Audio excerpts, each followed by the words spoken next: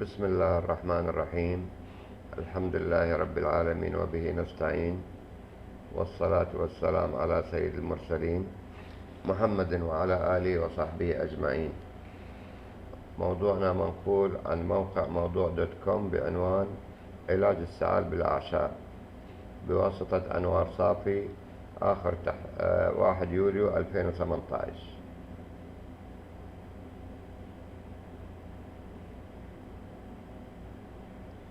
السعال: يعتبر السعال من المشاكل الصحية المنتشرة بكثرة، ينتج عادة عن عدوى فيروسية أو نتيجة تعرض لنزلات البرد أو حبوب اللقاح والأغبرة وغيرها من الأمور التي تتسبب في هيجان النهايات العصبية الموجودة في المجاري التنفسية.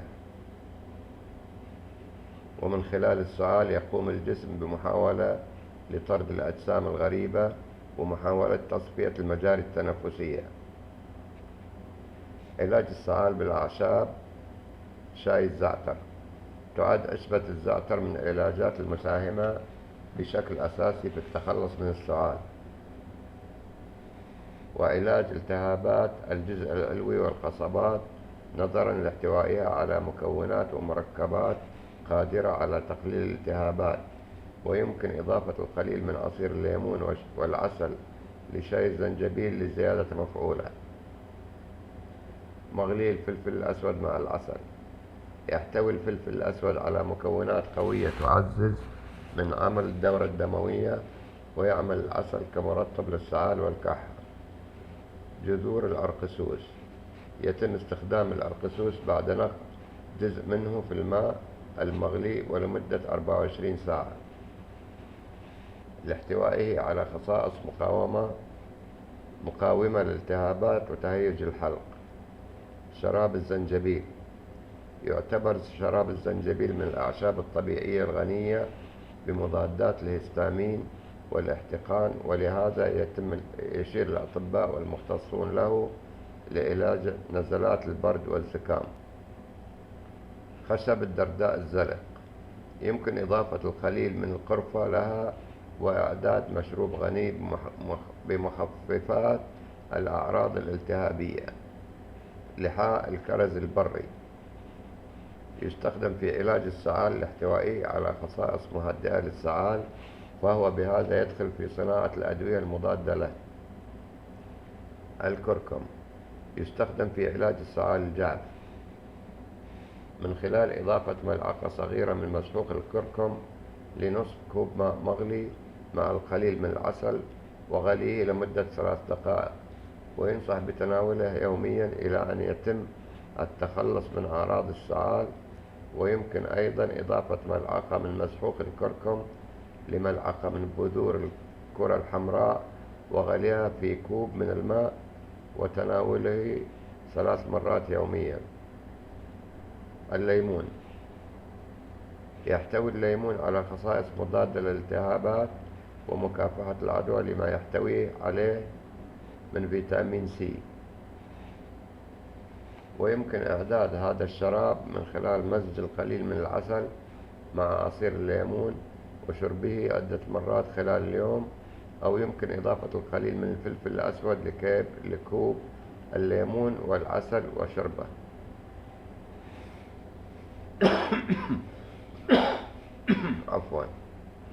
الثوم: من المعروف أن الثوم غني بمضادات الجراثيم والميكروبات، وبهذا القضاء على السعال.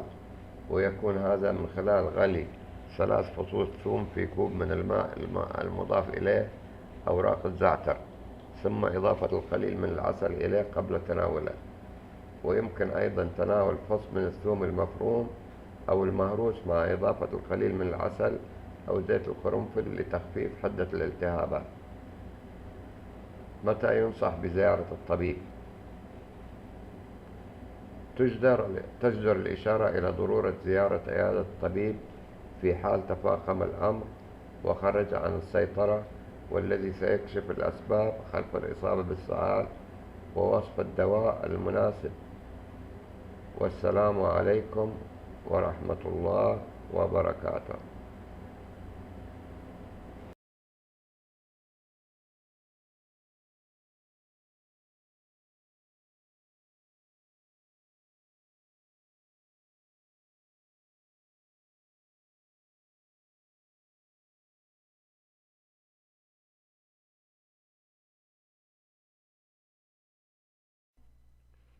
بسم الله الرحمن الرحيم، والصلاة والسلام على سيد المرسلين محمد وعلى آله وصحبه أجمعين.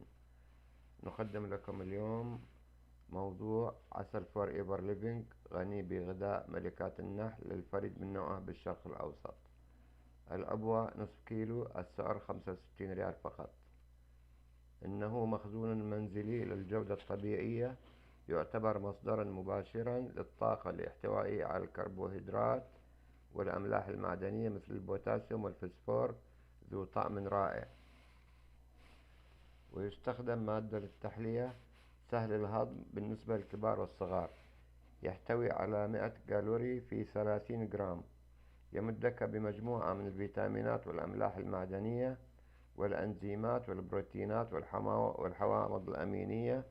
يأتيك من مناحل صحراء بريستين في المقاطعات الأمريكية الغربية مباشرة إلى طاولتك. تؤمن منتجات فور ايفر مجموعة متميزة من منتجات العسل الطبيعية 100% بدون ملوثات ومواد مبيدات حشرية. نعمل على جني وحفظ العسل وعلى الجلي الملكي وعلى الأكبر والشمع، وبظروف طبيعية معدة وكأنها منذ آلاف السنين. يعتبر العسل من العناصر الغذائية الوحيدة التي تحتوي على مواد ضرورية لاستمرار حياة الإنسان، وكان بمثابة العلاج الطبي في مصر القديمة. فوائد العسل. للعسل فوائد كثيرة عرفها الإنسان منذ القدم، حيث كان طعاما مفضلا لدى كل الناس وفي كل العصور. ومن فوائد العسل أنه مادة غذائية عالية القيمة، يستخدم غذاء للأطفال والكبار على السواء، فهو لا يمكث في المعدة طويلا، إذ أنه سريع الهضم، كما يمتص بسرعة داخل الجهاز الليمفاوي ليصل إلى الدم. يقوم العسل بتعويض السكريات المستهلكة بسبب المجهود الجسماني أو الذهني الذي يبذله الشخص. ثبت أن العسل يعمل على تقوية القلب، حيث أن الجلوكوز تأثيره الواضح على عضلات القلب، فهو يعوض ما تفقده بسبب عملها الدائم، فيزيدها قوة واستمرارا. للعسل دور فعال في تنظيم ضغط الدم وزيادة نسبة الهيموغلوبين في الدم. العسل غذاء مثالي لزيادة القوة والطاقة عند ممارسة الألعاب الرياضية والاستحمام، لذلك ينصح بتناول العسل للرياضيين لفوائده العديدة. العسل من أفضل أنواع التحلية عند الأطفال، وهو فضلا عن حلاوته يحتوي على كمية قليلة من البروتين، كما يحتوي على أنواع كثيرة من المعادن، وهو في نفس الوقت مطهر للأمعاء وملين وملطف. يلعب العسل دورا أساسيا في نمو الأسنان وحمايتها. يلعب العسل دورا مهما في الوقاية من كثير من الأمراض المختلفة. وأخيرا اكتشفت مادة البروستاجلاندين في العسل، وهي مادة مهمة تلعب دورا حيويا في الوقاية من كثير من الأمراض، ونقصها قد يؤدي إلى ظهور الأمراض المختلفة.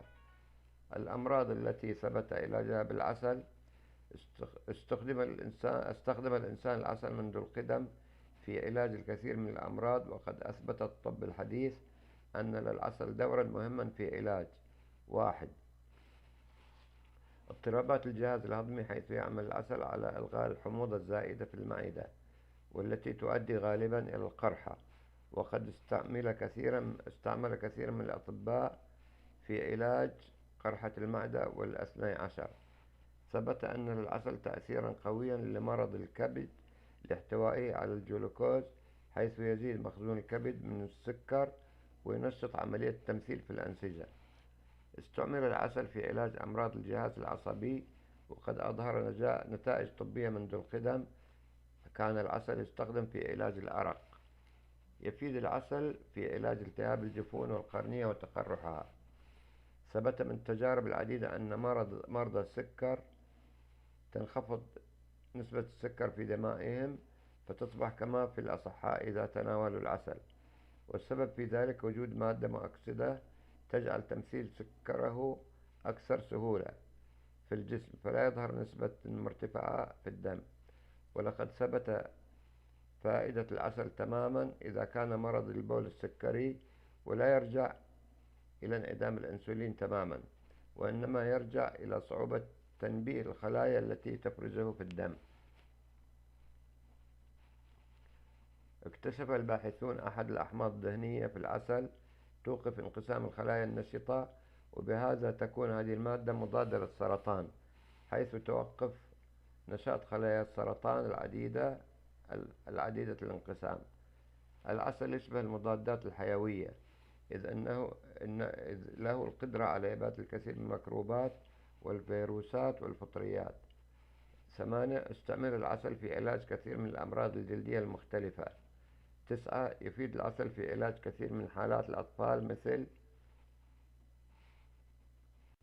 زيادة وزن الأطفال الضعفاء، بالوقاية من كثير من الأمراض التي تصيب الأطفال عادة. علاج مهم لعديد من الأمراض الأطفال كالإسهال المعدي والديسنتريا. تحسين نسبة الهيموغلوبين في الدم. ج. يفيد في الوقاية من حدوث التبول اللا إرادي في الفراش. المكونات: عسل صافي، المحتويات 500 جرام. طريقة الاستعمال: يستعمل لوحده أو لتحلية مذاق أي أطعمة أخرى. والسلام عليكم ورحمة الله وبركاته.